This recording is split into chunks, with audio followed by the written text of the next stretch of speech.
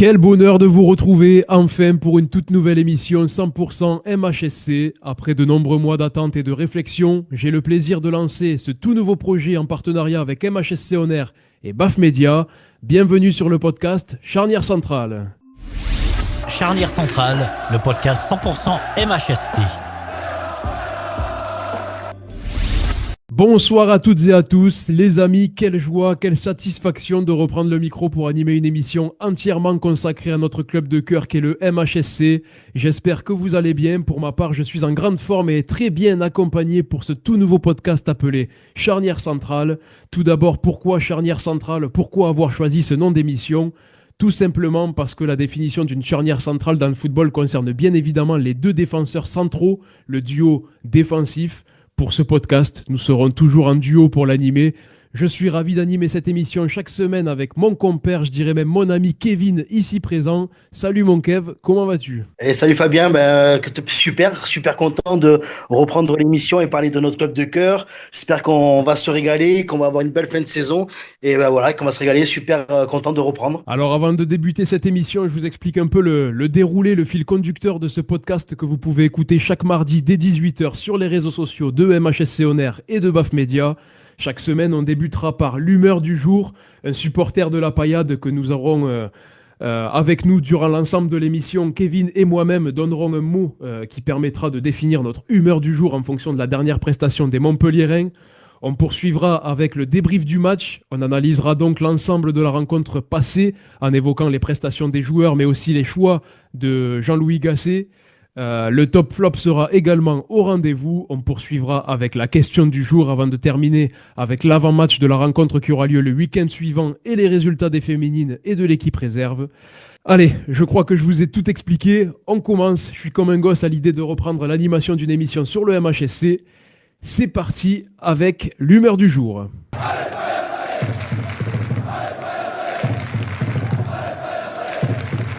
Alors aujourd'hui, pour ce tout nouveau podcast et cette première de Charnière Centrale avec Kevin, on a la chance d'avoir un invité supporter du MHSC. Il s'agit de Yannick. Salut Yannick, comment vas-tu? Salut Fabien, salut Kevin, ça va très bien, je suis très content d'être avec vous. Ravi de t'accueillir pour ce tout premier podcast Charnière Centrale. Alors comme je vous l'ai dit tout à l'heure, on commence avec l'humeur du jour et Yannick, on va commencer avec toi. Quel est le mot qui définirait ton humeur du jour par rapport à la dernière prestation des Montpelliérains qui ont gagné Monaco 2-1, on va y revenir juste après. Mais pour toi, quel est le mot qui définirait au mieux ton humeur du jour? Miraculé. Miraculé, pourquoi miraculé? Dis-nous tout. Tout simplement, avant le match contre Monaco, et cette prestation insipide contre Angers, on était tous d'accord pour dire qu'on était quasiment condamnés à Ligue 2. Quand je me suis mis devant la télé, que j'ai vu la composition d'équipe où Jean-Louis Gasset passe à 5 derrière, parce que je ne savais pas s'il allait faire un 3-5-2 ou un 5-3-2, je dis on est mal parti. Quand tu démarres bien 5 minutes après ta première mi-temps et que finalement tu prends un but sur corner et que tu es à 1-0 à la mi-temps, tu dis c'est fini, c'est bis repetita, on va repartir sur les mêmes prestations qu'on a eues, pas de chance, ou on va s'en prendre un deuxième. Et quand tu gagnes finalement 2-1 à la fin, il n'y a qu'un mot, c'est miraculé. Kevin, toi, le mot qui définirait le mieux ton humeur du jour? Satisfaisante, je suis satisfait du résultat, sans pouvoir s'emballer encore, parce que c'est qu'un match, il reste du travail derrière, mais je suis satisfait de cette prestation. Et pour moi, le mot, j'ai envie de dire stressé. Stressé parce que ça a été un match hyper stressant contre Monaco, parce qu'on concède l'ouverture du score et après on arrive à mettre 2 buts et après derrière on était à 11 défenseurs contre 11 attaquants monégasques, donc on a serré les fesses jusqu'au bout et du coup c'était assez stressant et je suis d'autant plus stressé parce que là maintenant il va falloir confirmer contre Toulouse pour pouvoir espérer enfin pouvoir remonter peut-être un peu la pente et tenter de pouvoir surclasser et passer devant Le Havre au classement. Donc voilà pourquoi moi le mot de mon humeur du jour était stressé. Allez, on va passer au débrief du match Montpellier-Monaco. C'est parti, jingle.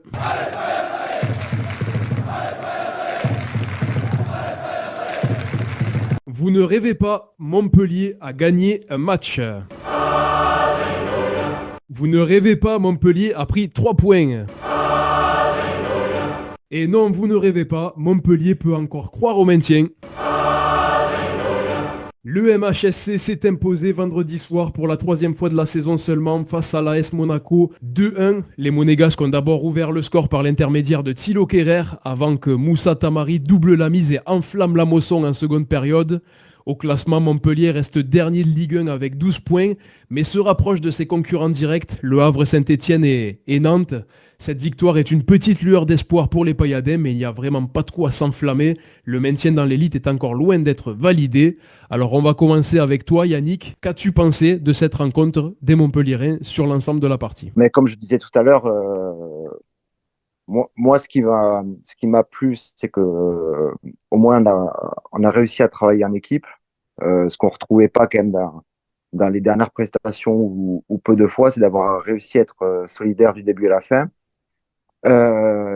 d'avoir un petit peu aussi gagné, enfin un petit peu de chance de notre côté parce que on peut dire quand même que depuis le début de saison, on a été poissard, donc au-delà du jeu et des fois de la qualité individuelle et les prestations des joueurs, là, on a quand même eu le vent qui tourne de notre côté. Ce qui est rassurant aussi, c'est que finalement, ce 3-5-2 peut plutôt bien marcher. Parce qu'on a vu que, contrairement à d'autres matchs, les latéraux, je pense qu'ils ont joué quand même leurs atouts quand même dans cette partie, parce qu'en étant bien plus haut que les autres matchs, ça a permis quand même de gêner pas mal les Monégasques. Et d'autant plus pareil, même quand on avait une touche pour nous, si on regarde tous les matchs qu'on a passés jusqu'à présent, qu'est-ce que faisait le latéral? Il passait la balle derrière et on repartait de derrière. On faisait que des circuits en U sans essayer d'aller vers l'avant. On avait beaucoup de mal à Là, avancer. exactement. Là, la seconde mi-temps, quand même, on a pris aussi un peu plus de risques, comme quoi quand on voit dans le foot que quand tu prends des risques, ben, ok, tu peux perdre, mais au moins, tu as une chance de gagner. Et c'est peut-être cette petite lueur d'espoir qui nous a aidé à aller jusqu'au bout avec moins de touches de balle et puis tenter quelque chose, quoi. Voilà. C'est sûr que Moussa, il met 2 buts, mais il avait aussi loupé pas mal avant. Parce qu'il y a deux occasions, même la dernière, s'il tire à terre comme il fait sur le second but, je pense qu'il y a plus de chances de marquer que des frappes en volée comme on fait. Mais ouais, de manière générale, quand même, tous les joueurs, ils ont été impliqués. Même, j'ai trouvé aussi que Joris était, à la fin, il défendait comme un chien et puis il haranguait tout le monde à continuer. Non, c'était bien, une solidarité d'équipe, un esprit pailladin retrouvé, mais voilà, pour combien de temps? Est-ce que c'est juste pour un match? Voilà, c'est la question. Exactement, comme je le disais tout à l'heure, ne pas s'enflammer parce qu'on ne sait pas où ça va nous mener. Déjà, ça serait bien de pouvoir confirmer contre Toulouse, donc à voir ce que ça donnera. Kevin, toi, ton avis sur cette rencontre des Montpelliérains contre Monaco? Ben, je reprends un petit peu mon humeur du jour, satisfait parce que voilà, on a réussi à gagner. Après voilà, satisfait parce que c'était un match très très compliqué. Même si on est tombé sur une équipe de Monaco qui est mal en point aussi, qui ont du mal et heureusement que devant ils n'avaient pas trop de réussite parce qu'on aurait pu en prendre et qu'on est tombé sur un bon Benjamin Lecomte. On a eu de la réussite aussi grâce à ces 2 buts de Tamari. On a failli en prendre, mais du coup voilà, on a eu de la réussite. Et franchement, j'ai vu des mecs qui ont mouillé le maillot. Comme j'ai dit, après, il faut pas s'enflammer, parce que voilà, ça, c'est sûr, c'est beau, c'est Monaco, mais après, voilà, la route est encore longue, il y a du travail à faire, parce que tout n'a pas été parfait dans ce match. On a vu des petites erreurs et tout ça, mais je pense que l'équipe a fait le boulot. Après, voilà, j'espère que ça va continuer. Et puis voilà, après, comme j'ai dit, en plus, tu prends un but. Là, tu vois, d'habitude, tu aurais pris un but. Tu aurais dit, ah, c'est bon, c'est fini, on lâche l'affaire. Non, ils ont pas lâché. On revient à égalité, on remarque un deuxième. Donc après, Tamari a fait un superbe travail, comme Yannick a dit, il en a loupé quelques-unes, donc il aurait pu en mettre plus, mais c'est bien pour lui, c'est bien pour sa confiance aussi. Donc voilà, je pense que le travail a été fait, donc je suis satisfait de cette rencontre, à améliorer bien sûr, mais content, voilà. Parce que ça nous fait prendre un peu plus d'air. Et Moussa Tamari, du coup, tout feu, tout flamme, un doublé, une prestation quand même aussi XXL de sa part, parce que malgré tout, même il a eu des petits ratés, mais on a vu même à la 80, il y avait 9 minutes de temps additionnel, à la 98e, il a failli encore surprendre toute la défense monégasque. Kevin, toi, est-ce que tu penses que Moussa Tamari pourrait devenir l'un des hommes forts de ce maintien, justement? Bah, moi, je pense que ça a toujours été un homme fort parce que voilà, tu s'est toujours battu, il a toujours couru, il a toujours fait des efforts, même si voilà, des fois, on lui reproche d'en faire un peu trop.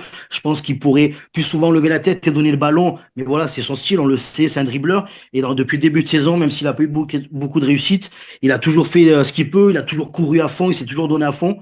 Et du coup, mais après, un homme fort, oui. Moi, je pense que tu le laisses en pointe devant, comme c'était le cas contre Monaco, et il peut faire des étincelles. En plus, tu arrives à trouver des ouvertures avec des relances rapides de Lecomte, avec sa vitesse, ça peut faire parler et il peut accélérer bien. Donc, je pense que ça peut être un homme fort et ça restera un homme fort de Montpellier. Espérons, voilà, qu'il continue sur cette lancée et qu'il se blesse pas ou qu'il a d'autres problèmes. Mais voilà, après, je pense que on peut lui faire confiance. Il n'y a pas de souci pour ça. C'est ça, après, le seul risque, c'est sa fragilité. On a vu qu'il était très fragile sur Ouais, les matchs précédents. Il y a eu pas mal de blessures pour Moussa Tamari. Donc, à ce niveau-là, il faudrait qu'il arrive à se maintenir en forme pour pouvoir acquérir le maintien le plus rapidement possible avec Montpellier, en espérant que ça pourrait être un des hommes forts. Benjamin Lecomte, Impérial, une dizaine d'arrêts sur le match contre Monaco, contre son ancienne équipe.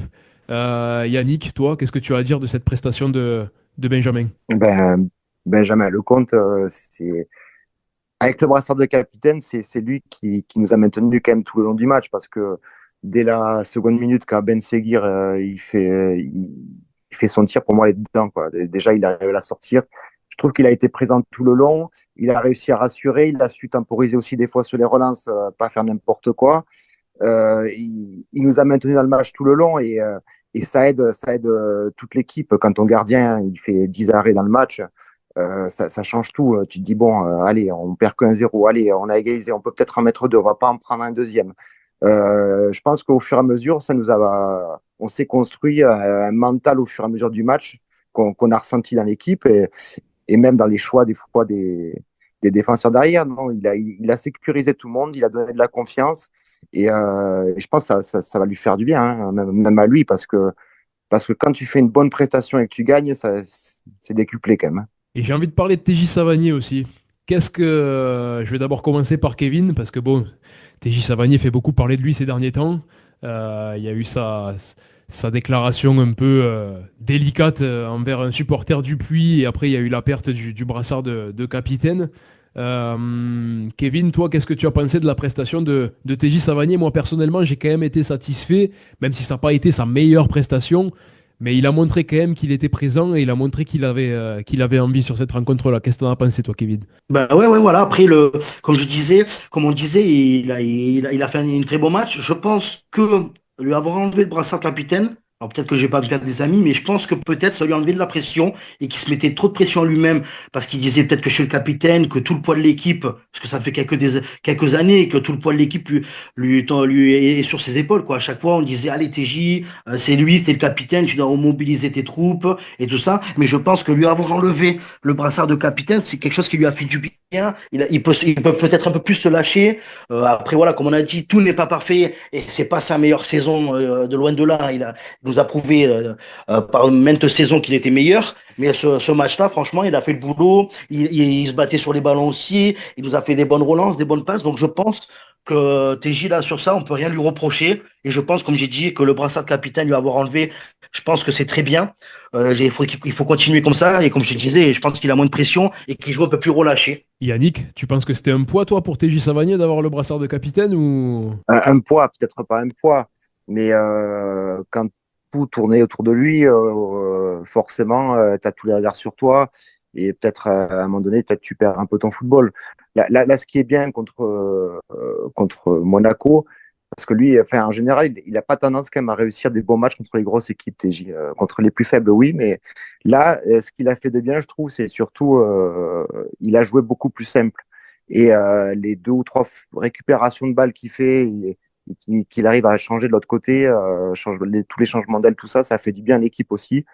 Je pense que voilà, et puis après, il y a les rumeurs qui disaient que peut-être c'était son dernier match à la Mosson, donc je pense qu'il a été impliqué, il a été sérieux, et en jouant plus simple, il peut faire très mal, quoi. Ça c'est sûr que voilà, il faut qu'il retrouve son football, et plus il jouera comme ça, et plus ça peut le faire. Ouais. Moi, je pense que c'est quelque chose qui peut l'aider, quoi. Kevin, est-ce que tu as quelque chose à rajouter? Et comme disait Yannick, oui, c'est vrai que voilà, des fois, on lui reprochait peut-être aussi d'en faire trop, de faire un peu trop de gris-gris, un peu comme on disait à Tamari, qu'il la fasse un peu trop. Mais voilà, comme il dit, quand il joue simple, ça se voit que voilà, il a quand même du ballon, on le sait, c'est TJ. Et quand il joue simple, c'est peut-être plus facile. Il a la vista et la vision pour faire des bonnes passes, des bonnes relances. Donc, je pense que en jouant plus simple et en se mettant moins la pression, je pense que ça va tout lui réussir. Yannick, avant de poursuivre avec le top flop, est-ce que pour toi, il y a eu un joueur qui s'est démarqué, que ce soit positivement ou négativement sur cette rencontre, hormis les joueurs qu'on a cités depuis tout à l'heure? Positivement ou négativement. Enfin, moi, négativement, quelque part, pour moi, Kazri, mais bon, ça, C'est c'est habituel. perso. C'est habituel dans le sens, si tu veux, où même si là, il jouait pas vraiment attaquant, on savait pas trop s'il y avait deux milieux offensifs, TJ et Kazri, ou s'il était devant avec Tamari. Bon, après, on peut pas lui reprocher ses efforts sur le terrain, mais c'est pas possible. Dès qu'il a une occasion de but, il peut pas la mettre, quoi. Il arrive pas, quoi. Moi, ça me désespère de voir, parce que les matchs comme ça peut se jouer aussi sur une seule action. Exactement. Euh, voilà, Tamari enfin, il réussit quand même à lui passer, il est très bien placé, il tire à ras de terre, mais son tir, il est pourri, quoi. On va pas se cacher. Et ça fait je sais pas combien d'années qu'il n'arrive pas à conclure une action. Et ça c'est problématique pour le MHSC, et c'est même problématique pour lui, quoi. Voilà, moi, Kazri, pour ça, quoi, parce que mais bon, au moins, il a participé au jeu par rapport à Cor Adams, qui ne participe pas du tout au jeu quand il est en neuf. Mais Ouais, bon, c'est un petit mix des deux, je dis, quoi. Accord Kazri ouais, ou voilà, Wabi Adams, quoi. ouais, c'est ça, c'est ça.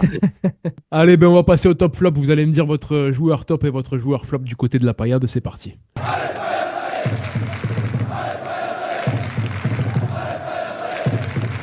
Allez, je le rappelle pour ceux qui n'ont pas suivi, les Montpellierens se sont imposés 2-1 face à l'AS Monaco ce week-end avec un doublé de Moussa Tamari. Top flop, on va commencer avec toi Kevin, ton joueur top, ton joueur flop. Après, tu n'es pas obligé de citer un joueur, tu peux parler d'une personne du staff, tu peux parler de qui tu veux, mais voilà, je te laisse le libre choix pour ton top et pour ton flop et tu nous détailles un peu pourquoi à chaque fois. Alors, je vais commencer par le top. Alors, moi, voilà, pour moi, même si, voilà, pour ce que je vais dire, il y avait le Tamari, le contre très très bon, mais je mettrai le petit défenseur Munga, voilà, parce que il a prouvé que dans les moments difficiles qu'on a en ce moment avec la perte de beaucoup de défenseurs et entre les Maximovic, Kouyaté qui a pris le rouge, qui est pas top, et là, franchement, je trouve que pour un premier match vraiment contre une grosse équipe titulaire, en plus en étant jeune, et comme moi, à chaque fois, on reproche à Gasset ou quoi de pas faire jouer beaucoup de jeunes. Là, il a mis et franchement, il a fait un très bon match. Après, il a fait quelques erreurs, c'est normal. Mais moi, je le mettrais un top parce que voilà, c'est son premier match, c'est encourageant. Je pense qu'on peut compter sur lui à côté de Béchir, qui est excellent depuis le début de saison. Donc, pour moi, c'est un vrai top. Voilà, comme j'ai dit, il y a Lecomte, Tamari. Voilà, ils ont fait un très bon match, mais voilà, c'est des joueurs qui ont l'habitude de jouer en Ligue 1 et tout ça. Et pour moi, mon gars, je le mettrai directement en top sur cette prestation-là. Espérons qu'il va continuer et que Gasseret lui fera confiance à l'avenir. Allez, ton flop. Mon flop, moi, je mettrais Silla. J'arrive pas avec Silla depuis un certain temps. Je trouve qu'il est sur les côtés. Il a du mal, il fait des mauvaises relances. Il nous a montré des belles choses et franchement, quand il est vraiment à fond, il fait des bons centres, il fait des belles percées en attaque. Là, j'ai trouvé qu'il essaye, mais il manque encore de justesse au niveau des centres, justesse au niveau des passes. Il se fait beaucoup déborder aussi quand il y a un joueur un petit peu rapide ou technique devant lui. Donc voilà, je pense que voilà, c'est mon flop. Voilà, je pense qu'il peut s'améliorer encore pour revenir au niveau auquel on l'a connu quand il a commencé avec Montpellier. Alors Yannick, avant de te laisser la parole pour ton top et ton flop, je vais donner les miens. Moi, je vais commencer par le flop et puis je vais partir un peu sur l'idée que Yannick a eu tout à l'heure sur Wabi Kazri. Pour moi, ça serait mon flop parce que malgré tout sur le terrain, on voit qu'il se donne quand même un petit peu, mais après, à la finition, c'est pas ça du tout. Donc pour moi, c'est flop direct sur cette rencontre et pas que sur cette rencontre malheureusement, mais sur cette rencontre-là en partie. Et après, mon top, pareil, pour pas donner Benjamin Lecomte, Moussa Tamari, je vais pas partir sur des joueurs, je vais partir sur les ultras de la butte qui ont été ultra présents sur ce match-là. Ils ont rien lâché. Même après l'ouverture du score de Monaco, ils se sont donnés à fond.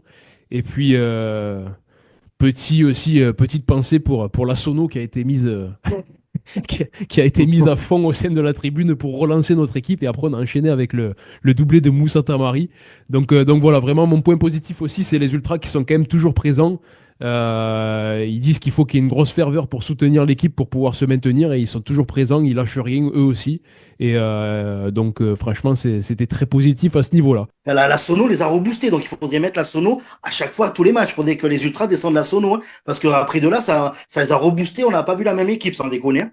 Ouais, et puis en soi, c'est quand même plus sympathique que des fumigènes ou des pétards sur la pelouse. Donc si on peut refaire ça plusieurs fois pour rebooster l'équipe, ça serait top. Allez Yannick, je te laisse avec ton top et ton flop. Bon, mon flop, j'en ai quand même parlé tout à l'heure, et puis voilà, tu as repris aussi, pour moi, c'est quand même Wabi Kazri. Après, je suis d'accord aussi quand même avec Kevin pour Silla, parce qu'il a du mal quand même à enchaîner. Mais bon, je reste sur Kazri. Et par contre, mon top, moi, j'aimerais mettre en top, j'ai commencé à en parler tout à l'heure aussi, c'est quand même l'entraîneur, c'est Jean-Louis Gasset. Parce que là, pour le coup, quand tu perds contre Angers 3-1 à la maison, que tout le monde se voit en Ligue 2, changer la compo d'équipe, enfin, remettre Mwanga qui a joué qu'un match, comme a dit Kevin, mais qui a été quand même très bon, au moins qui a fait le boulot comme il fallait, sans prise de tête, en étant juste safe. Si je suis pas sûr de bien relancer, ben je balarde, tant pis, 2 ou 3 fois il a fait comme ça, c'était bien. Et je trouve que voilà, sur cette compo d'équipe, en sortant aussi Adams du 11 de départ, parce qu'au bout d'un moment, voilà, un joueur qui, s'il marquait des buts, ça irait, mais quand il marque pas des, enfin, un joueur qui marque pas des buts et qui participe pas au jeu, ben, tu joues déjà à 10 contre 11 tout le match. Et avoir trouvé quand même des forces pour remobiliser tout le monde, même si c'est un gros match et qu'on sait qu'on joue quand même mieux contre les grosses équipes, parce qu'on sait qu'on va pas prendre le jeu à notre. C'est pas nous qui allons faire le jeu. Voilà, c'était tout un ensemble qui me font dire quand même que voilà, il a été top sur ce match, Gasset, parce que je pense que si on était reparti avec la même compo que la semaine d'avant, là on partait au casse-pipe direct, quoi. Même si voilà, je pense que j'espère que ce sera pas qu'un one shot, et je reste aussi persuadé que il faudrait changer Gasset avant la fin de saison pour préparer la saison prochaine, quoi qu'il arrive, que ce soit en Ligue 1 ou Ligue 2. Mais sur ce coup-là, il a trouvé les mots. Je pense qu'il a l'expérience pour ça aussi. Et voilà, maintenant, il faut pas retomber sur ses lauriers. Et il faut voir, voilà, réutiliser qu'est-ce qui a été bon dans ce match, et reprendre les joueurs, les remobiliser à 200%, comme ils ont tous su le dire aussi après le match pour Toulouse. Et confirmer sur les prochaines rencontres parce que chaque rencontre sera décisive dans cette course au maintien. Allez, ben on va passer à la question du jour. Je vais vous poser une question et vous allez me répondre brièvement en me donnant votre avis sur cette question-là. C'est parti. Le podcast Charnière Centrale, ça continue. La question du jour, Benjamin Lecomte doit-il quitter le navire montpelliérain cet hiver pour rejoindre le club saoudien d'Al-Shabab? Auteur d'une prestation XXL face à Monaco le week-end dernier, Benjamin Lecomte serait, selon le journal L'Équipe, dans le viseur d'Al-Shabab. Du côté de Montpellier, son départ n'est pas acté. Lecomte fait partie des éléments importants au sein de l'effectif en quête du maintien, mais le MHSC doit aussi renflouer les caisses dès cet hiver pour pouvoir s'y retrouver financièrement. Pour rappel, Benjamin Lecomte détient le 3e meilleur salaire du club, en dessous de TJ Savanier et Wabi Kazri. Donc en cas de départ, on sait que l'indemnité de transfert ne sera pas très élevée, sauf surprise de dernière minute, mais ça soulagerait les caisses du club héroltais en termes de masse salariale. Pour vous, doit-on profiter, Yannick et Kevin, de cet intérêt d'Al-Shabab pour renflouer les caisses en recrutant derrière un jeune gardien de but au salaire peu conséquent ou en faisant confiance à Dimitri Berthaud, ou doit-on conserver Benjamin Lecomte? On va commencer avec toi, Kevin. Réponse non. Voilà. Certes, ça ferait du bien au club et pour les finances, mais je pense qu'avec les prestations que fait Benjamin Lecomte en ce moment, voilà, on peut pas le vendre comme ça. Je pense qu'il serait un élément majeur pour notre maintien en Ligue 1. Voilà, quitte à le vendre après, quand la saison est finie, ça dépend si on est en Ligue 2 ou en Ligue 1, mais le vendre, il n'y a pas de souci. Et après, pour la saison prochaine, faire peut-être travailler avec Berthaud, même si je sais qu'il veut partir, qu'il voudrait avoir plus de temps de jeu, ou carrément au petit jeune Dizarivich qu'on n'a jamais vu encore, malheureusement. Mais non, après, de toute façon, même sa valeur, s'il fait continuer à faire des matchs comme ça, et nous maintenir en Ligue 1, sa valeur, il aura toujours une cote, même s'il commence à prendre de l'âge, parce qu'il a 33 ans, il me semble, si je vous dis pas de bêtises, mais il aura toujours une cote, il y aura toujours des clubs intéressés, même si c'est pas des top clubs européens, il y aura toujours des clubs à la fin de la saison. Et je pense que pour notre survie à nous en Ligue 1, je pense qu'il faut les garder. Comme voilà. Après, je préfère faire partir quelqu'un comme Kazri, qui, comme on disait tout à l'heure pour revenir, qui se donne pas à fond et qui a une grosse masse salariale aussi, que Benjamin Lecomte qui sort des belles prestations et qui rassure et que essayer déjà on gagnera des matchs en ayant un bon gardien et en prenant pas de buts parce que tu peux en marquer 4 mais si derrière t'as pas un bon gardien que t'en prends 6 ça sert à rien de marquer des buts. Donc moi je pense pas qu'il faut qu'il parte cet hiver, peut-être l'été prochain, mais pour moi il faut qu'il reste et pour qu'il nous aide à se maintenir en Ligue 1. Après, c'est sûr que ce serait un peu plus positif de voir pardon, Wabi Kazri partir. Mais bon, après, le problème, c'est que tu peux pas partir si t'as pas de club qui s'intéresse à toi. Donc là, Benjamin Lecomte, c'est le C'est cas. sûr. Wabi Kazri, on sait que c'est compliqué. Donc, à voir et à suivre. Yannick, toi, pour toi, est-ce que ce serait. Après, dire que ce serait une bonne idée ou une bonne chose pour le MHSC, on va peut-être pas employer ces mots-là, parce qu'on sait très bien que Benjamin Lecomte fait partie des hommes forts de cette équipe et encore plus pour le maintien. Mais est-ce que pour toi, l'aspect financier passerait devant?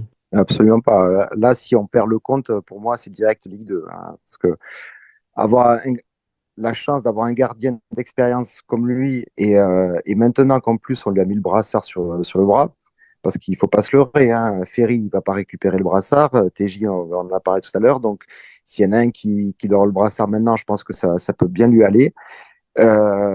C'est quelqu'un du vestiaire qui est écouté, voilà. Je pense qu'il a dû réfléchir pour son avenir, est-ce qu'il doit rester ou pas.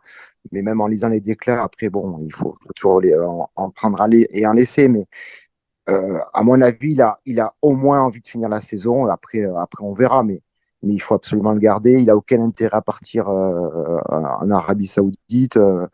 Je ne vois pas C'est qu'est-ce sûr que qu'il ce ferait serait, ce là-bas. serait En plus, total, ce serait totalement une surprise pour le coup. ouais, et puis ce serait un suicide pour le MHSC, on va pas se leurrer, hein. Là tu pars avec soit Berthaud, soit ce que j'ai lu, Gallon ou Dio. C'est d'ailleurs le premier gardien de Rennes ou le second de Clermont, hein. Ou garder notre second à nous qui peut être bon, mais ça sera peut-être pas suffisant pour se maintenir. Autant se laisser toutes les chances et après on trouvera, hein. À voir ce que ça donnera. Après, moi, personnellement, quand j'entends parler de Gauthier Gallon ou de Maurizio, je préfère. Si vraiment Benjamin Lecomte doit partir, je préfère faire confiance à Dimitri Berthaud. Au niveau du niveau, il y a pas grande différence, je pense, entre. Et puis Dimitri Berthaud le mériterait aussi au vu de ses dernières années au club. En tant que numéro 2, il se la donne toujours à fond et le peu de matchs qu'il fait, il est toujours là. Donc bon, il mériterait aussi d'avoir cette place. Mais bon, après, c'est vrai que j'espère pas que Benjamin Lecomte partira. J'espère qu'il va terminer cette saison avec Montpellier, nous maintenir. Et après, s'il veut partir, ben, il partira. Et nous, de toute façon, dans tous les cas, on partira sur un nouveau cap. Donc voilà. Pourquoi pas attendre la fin de la saison pour Benjamin Lecomte. Allez, Kevin, Yannick, on va passer tout de suite à l'avant-match. On se rapproche de la fin de cette première émission charnière centrale. C'est parti pour l'avant-match.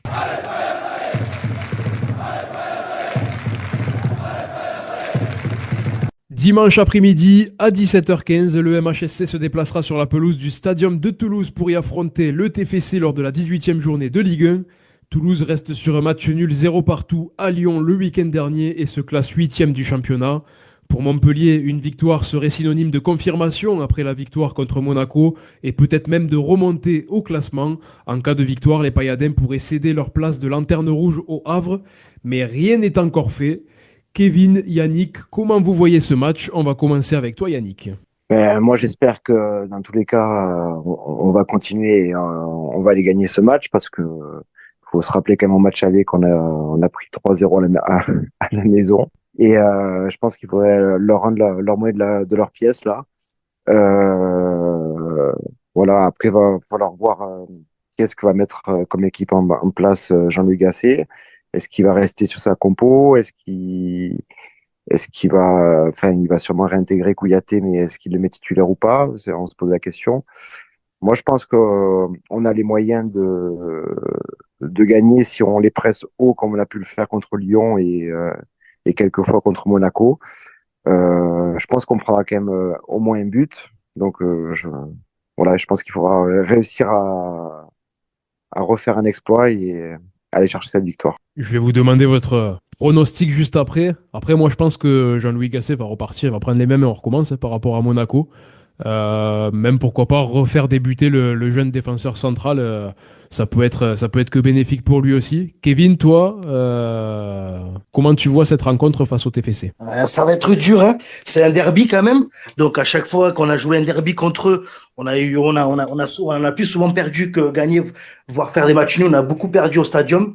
Après voilà, eux ils sont en confiance quand même, on peut dire, enfin en confiance entre guillemets, parce qu'ils font un bon résultat à Lyon, même si Lyon ils sont pas bien en ce moment. Ils sont huitièmes. Ils restent aussi sur une victoire chez eux contre Lens. Donc ça va être compliqué parce que ils ont une équipe qui joue, ils ont un bon entraîneur et tout. Nous voilà, on est quand même dernier. On a gagné un match. Après donc j'espère de tout mon cœur qu'on va gagner, mais avec Montpellier voilà, on sait jamais, hein. On peut faire un match, on a fait un match catastrophique contre Angers, on gagne contre Monaco. Juste avant, on fait un très bon match à Lyon. Donc, est-ce qu'on joue mieux contre les grosses équipes ou justement quand on sait que c'est une petite équipe ou moyenne, entre guillemets, je dis bien, on a un peu plus de relâchement et on joue mal. Donc, pour moi, ça va être un match très compliqué. Si on gagne, je pense qu'on pourrait partir sur une bonne lancée. Ça remettra du baume à tout le monde. Après, même un match nul, ça serait intéressant, même si ça serait pas au niveau comptable satisfaisant, mais un match nul serait très intéressant de le faire au stadium. Quand on est en notre position, quand on est dernier, quand même, ce serait bien de ne pas avoir de relâchement contre n'importe quelle équipe, parce que dans tous les cas, ils sont tous au-dessus de nous au niveau du classement. Donc, ça serait bien de pouvoir concrétiser quand même contre des équipes comme Saint-Etienne, Nantes, quand on va les jouer là sur les matchs retour. Ça serait quand même que du positif. Kevin, je vais te laisser la parole pour ton pronostic pour cette rencontre-là. Poum, poum, poum, poum, poum. Ah, c'est dur, hein. Alors, j'ai le cœur qui parle, mais il y a le match aussi. Pour moi, mon cœur, on ferait un petit 2-1 un peu contre Monaco, mais pour moi, ça c'est mon cœur en tant que supporter pailladin. Mais après, peut-être au niveau là, en ce moment je dirais peut-être un match nul un partout vraiment. Voilà. Si on doit parler vraiment footballistiquement parlant, voilà, je mettrais un partout, même si mon cœur espère une petite victoire 2-1 ou même un 0 à l'arraché, comme à l'époque quand Camara nous avait marqué un but à la 90e minute, je sais pas d'où qu'on gagne un 0. Mais après, je pense un petit match nul, je pense, voilà. Parce qu'à l'extérieur, c'est pas notre point fort cette année, même si à domicile non plus. Mais à l'extérieur, on a eu beaucoup plus de mal qu'à domicile. Là, le problème, c'est que c'est pas Camara qui va rentrer, c'est Adams. Donc, Ouais, voilà. On a un peu perdu au change quand même. Et allez, tu dis un partout, donc du coup, j'aime bien poser la petite question du buteur côté Montpellier. C'est toujours difficile, mais qui c'est que tu veux dire? Un petit TJ Savanier sur un coup franc. Allez. Et Yannick, ton pronostic? Ouais, après, moi, je suis assez d'accord avec Kevin sur ce qu'il a dit. Moi, comme ça, quand même, même si c'est le côté cœur qui parle, je dirais 2-1 pour Montpellier. Et même peut-être même qu'on gagnerait 2-0 et qu'on prendrait un but à se faire peur sur la fin.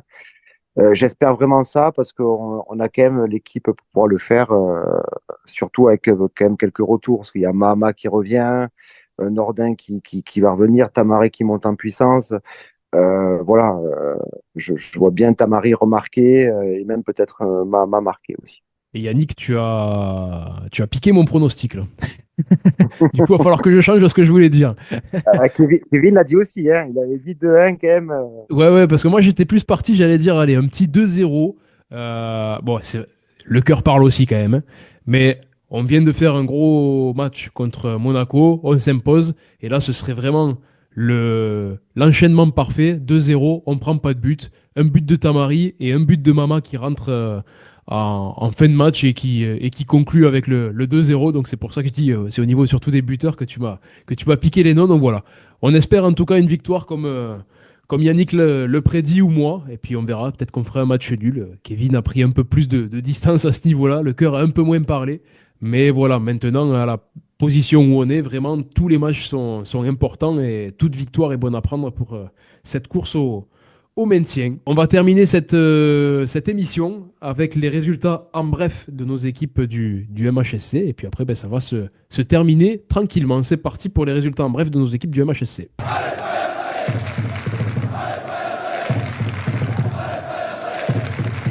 L'équipe réserve du MHSC qui évolue en National 3 a tenu en échec l'équipe de Foss, un partout. Justement, on en parlait il y a quelques secondes, le jeune attaquant connu de l'équipe pro, Othman Mahama, a été l'unique buteur côté montpelliérain. Et les féminines, de leur côté, se sont malheureusement inclinées à domicile face au Havre 3 1. Ketna Louis a sauvé l'honneur dans le temps additionnel en toute fin de match. Les joueuses de Yannick Chandiou se classent 6e après cette 13e journée d'Arkema Première Ligue. Yannick, je te remercie beaucoup d'avoir participé à ce tout premier podcast, cette toute première émission de Charnière Centrale. C'était un plaisir de t'avoir dans l'émission. Merci beaucoup à toi, Yannick. Merci, c'était un plaisir aussi partagé. Et j'espère qu'on te retrouvera prochainement dans l'émission. On refera appel à toi pour débriefer les prochains matchs en espérant les prochaines victoires du MHSC. Et Kevin, merci à toi, mon compère, d'être là, toujours là. Et merci à toi. Merci à toi surtout d'avoir relancé cette émission et puis espérons que ça continue encore avec des victoires, qu'on soit enjouis tous les mardis, qu'on puisse avoir de bonnes nouvelles, quoi. C'est ça, on espère que des victoires. Maintenant, on reprend l'émission, donc à partir de ce moment-là, normalement, il devrait y avoir que des victoires et on va enchaîner comme ça les émissions positives, ça serait parfait. On se retrouve mardi prochain. En attendant, n'hésitez pas à vous abonner aux différents réseaux sociaux de MHSC On Air et de BAF Media. Belle semaine à vous, Yannick, belle semaine à toi, Kevin, belle semaine à toi. Et n'oubliez pas, allez la paillade, ciao ciao. Le podcast Charnière Centrale est déjà terminé. Oh non, oh non, oh non! Mais il revient la semaine prochaine.